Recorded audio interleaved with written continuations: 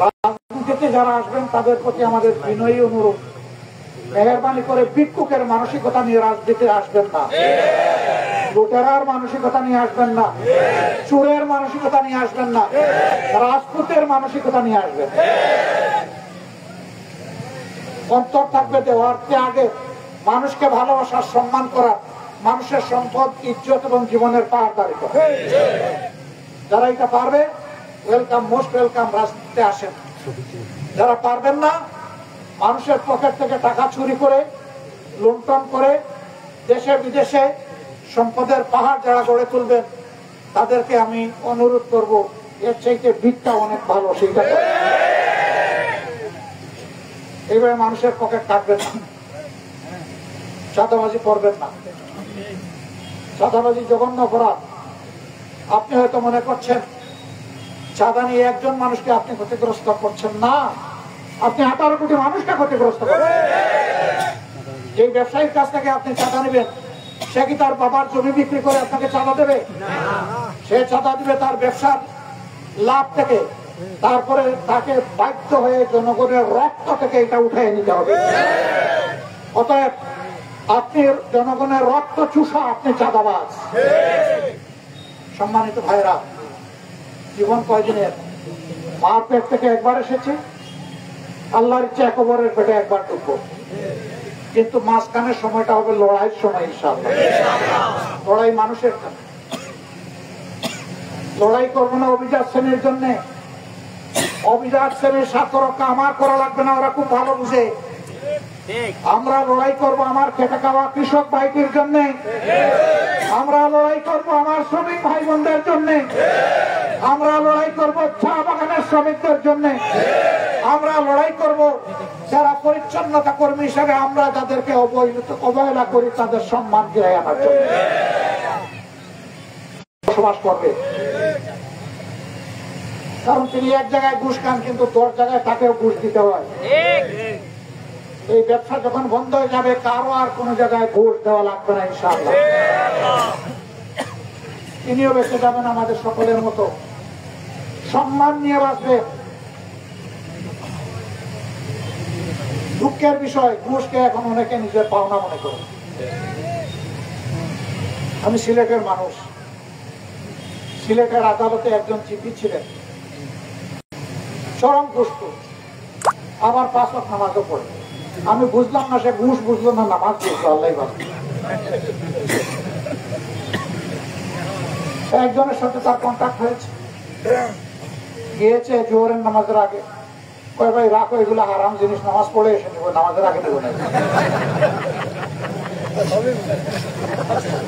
নামাজ পড়ে আসছে, ওর বুকে একটু আশা যাচ্ছে, যাক লোকটা তো শেষ পর্যন্ত সেজদা করছে এবং নামাজকে সম্মান করছে। আয়সা বললো ভাই এটা না নিলে হয় না। কয় ভাই তুমি কি মুসলমান না? তুমি নামাজ পড়ো নি? পড়ছি তো। কই যে নামাজ পড়ে তুমি আমার সাথে চুক্তি লঙ্ঘন করো কিভাবে? এদের বুদ্ধির কোনো অভাব নাই। আলহামদুলিল্লাহ, কোরআনের আইন যখন কায়েম হবে, প্রত্যেকটি মানুষ সম্মানিত হবে এবং এই ধরনের দুর্বৃত্তদের সকল বুদ্ধিকে বুতা করে দেওয়া হবে। চলবে আজকে যারা আপনি পরিচ্ছন্নতা কর্মী, মেকর আর সুইপার বলে জানেন, সে যদি কাজ বন্ধ করে দেয়, আমি রাস্তাঘাটে চলতে পারবো না। সই ভাই বোন গুলো আমার গিয়ে, আমি কোন জায়গায় গেলে সাধারণত ভালো কাপড় চোপড় পরা লোকদের সাথে একটু কম মোয়ানাকা করে বুক মেলাই, কিন্তু একটা শ্রমিক দেখলে কাজ দিয়ে দিতে কেন আমি জানেন, আমি বিশ্বাস করি তার হাড় ভাঙ্গা পরিশ্রম, রক্ত পানি করা, ঘাম ছড়া, তার প্রত্যেকটি টাকা হালাল। অতএব ওই শ্রমিকের গায়ের ঘাম আমার কাছে আতরের মতো লাগে। আমি গর্বিত বোধ করি যে হালাল রুজির একজন মানুষের সাথে আমি বুকটা মিলিয়ে দিতে। সম্মানিত ভাইরা, যারা মানুষকে সম্মান দিতে জানে না তারাও মানুষ। মানুষের মধ্যে পেশার ভিত্তিতে, শিক্ষার ভিত্তিতে, সম্পদের ভিত্তিতে, সামাজিক মর্যাদার ভিত্তিতে ভেদাভেদ করা উচিত নয়। মানুষ আশরাফুল মাখলুকাত, এমনকি ধর্মের ভিত্তিতেও নয়। ধর্ম আমি জোর করে কাউকে চালান দিতে পারবো না। ধর্ম চয়েস করার অধিকার প্রত্যেকটি মানুষের, হেদায়েত দেওয়ার দায়িত্ব আল্লাহ তাআলা। আমরা কাউকে হেদায়েত দিতে পারবো না চাইলেও, কিন্তু সে মানুষ, সে আল্লাহর সেরা জীব, তার দায় আল্লাহর কাছে, আমার কাছে নয়। মানুষ হিসাবে অবশ্যই আমি তাকে সম্মান করব, সে যে ধর্মের লোক হোক।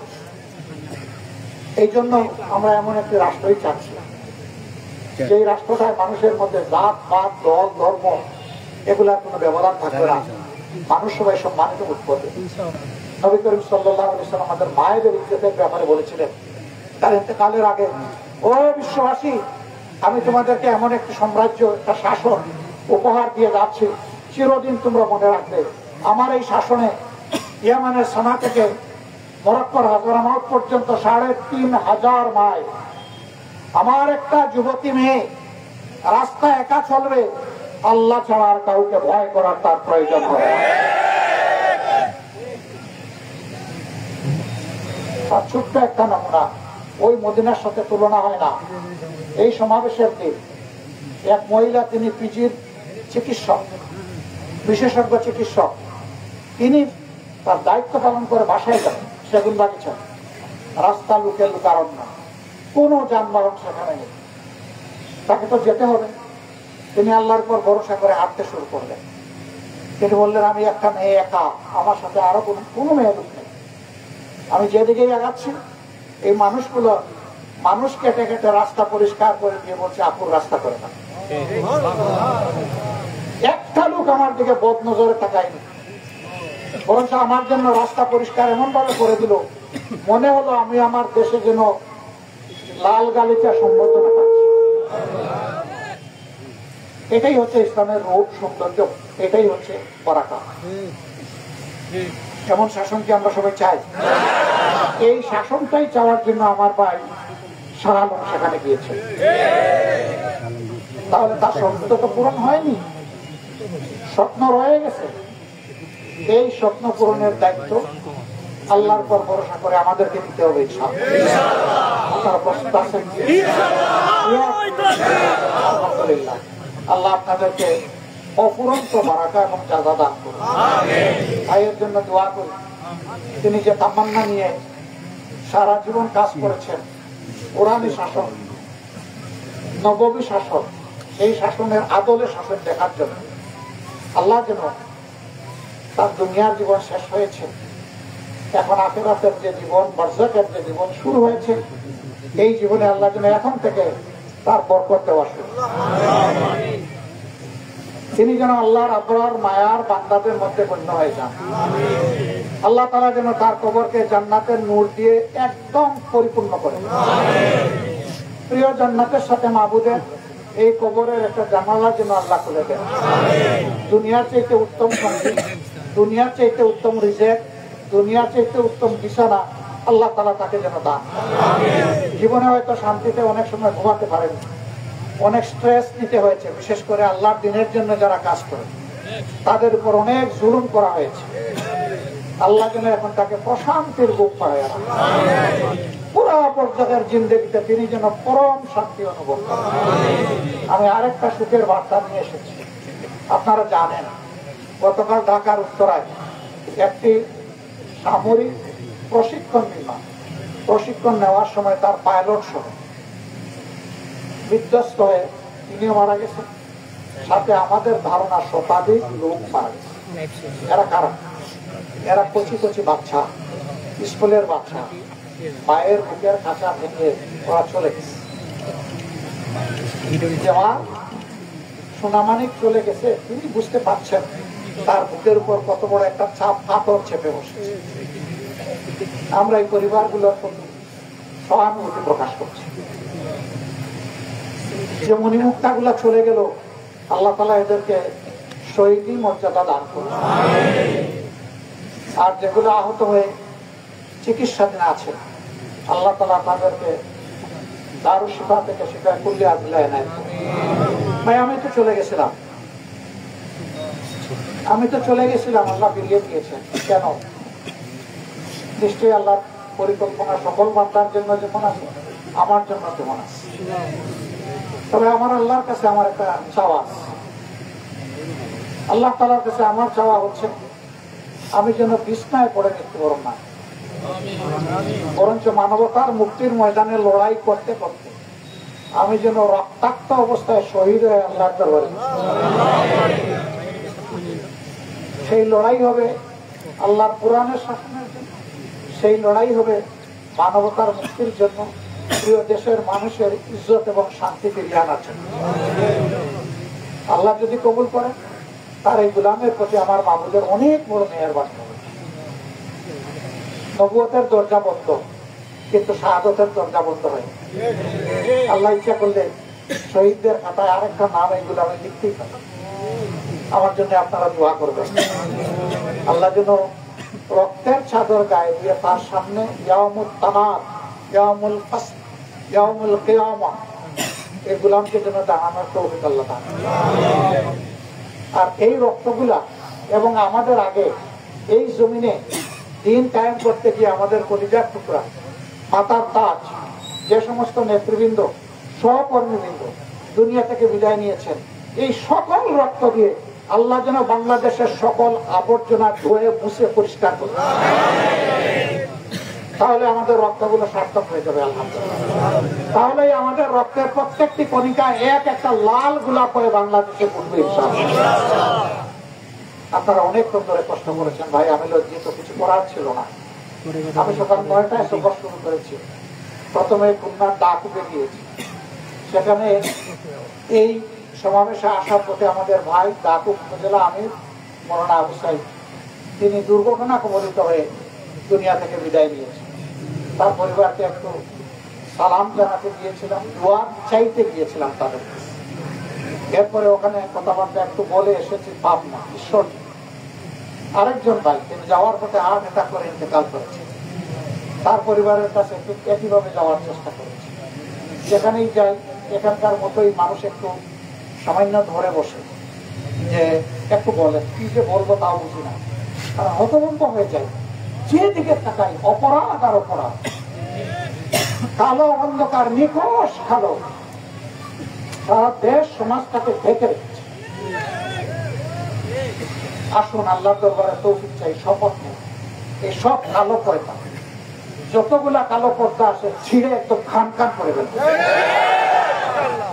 আল্লাহ যেন এই তৌফিক আমাদেরকে দান করেন। আজকে দীর্ঘক্ষণ আপনারা এখানে অপেক্ষা করেছেন, নিশ্চয়ই 3টা থেকে আপনারা আমাদেরকে ভালোবেসে এখানে, তাই না? কিন্তু এই ভালোবাসাটা আমি বিশ্বাস করি আমার জন্য, এই ভালোবাসাটা কার জন্য? আসমান জমিনের মালিকের জন্য। আল্লাহ সেই ভালোবাসা কবুল করুন, আমাদের এই ভালোবাসাকে আল্লাহ জান্নাত পর্যন্ত পৌঁছে দেন, এবং এই ভালোবাসার প্লাবনে জান্নাতেও যেন আমরা পরস্পরকে পাশে পেয়ে যাই। আল্লাহ আমাদেরকে কবুল করুন। আর এই বাংলাদেশটাকে আল্লাহ জান্নাত করে, যেখানে মানুষ সম্মান এবং নিরাপত্তা নিয়ে বাস করে। আমার প্রত্যেকটা মা ঘরে বাইরে কর্মস্থলে চলার পথে সব জায়গায়, প্রত্যেকটা শিশু নিয়ে, প্রত্যেকটা যুবকের আকাঙ্ক্ষা বাস্তবায়ন হবে, তার স্বপ্নের সারথিতে সে বাস। পরিবার শুধু নয়, দেশের দায়িত্ব পালন করে। আমরা চাই যে আমাদের যুবক, আমাদের শিশু, আমাদের মা বোনেরা, আমাদের শ্রমিক অঙ্গন, আমাদের কৃষক অঙ্গন সবাই যেন এইভাবে গোলাপ হয়। আমার বড় সৌভাগ্য, আমি একজন সাধারণ কৃষকের সন্তান।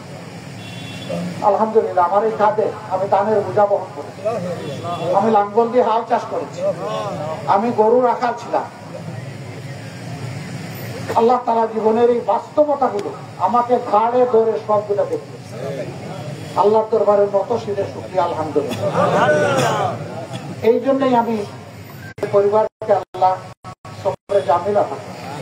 আর যে পরিবারের সাথে আজকে দেখা করতে এসেছি, এই পরিবারকে আপনাদের কাছে আমরা আমানত রেখে গেলাম। মন করে ভালোবাসবেন আল্লাহর জন্য, এই ভালোবাসার বিনিময়ে দুনিয়ায় পাবেন, ইনশাআল্লাহ আখিরাতেও পাবেন। আল্লাহ তাআলা তাদেরকে উত্তম ধৈর্য ধরার তৌফিক দান করুন এবং আমাদের এই মাটির উপর রহম করুন। বড় গর্বিত আপনারা। আবু শহীদ আপনাদের, আজহারুল ইসলাম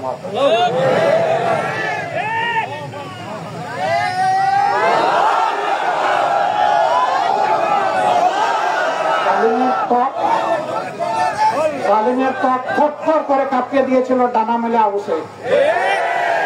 আর আমাদের যে সমস্ত নেতৃবৃন্দের উপর আক্রোশ মেটাতে গিয়ে হত্যা করা হয়েছে।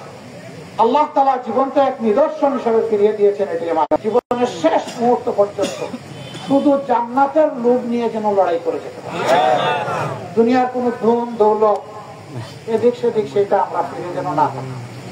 স্পষ্ট ঘোষণা দিয়েছি সেদিক পড়তে পড়তে মরতে মরতে বসে বসে জামাতে ইসলামী কি বাংলাদেশ দেখতে চায়, এটা সেদিন আমার মনে হয়েছে হয়তো বা এটা আমার জীবনের শেষ কথা।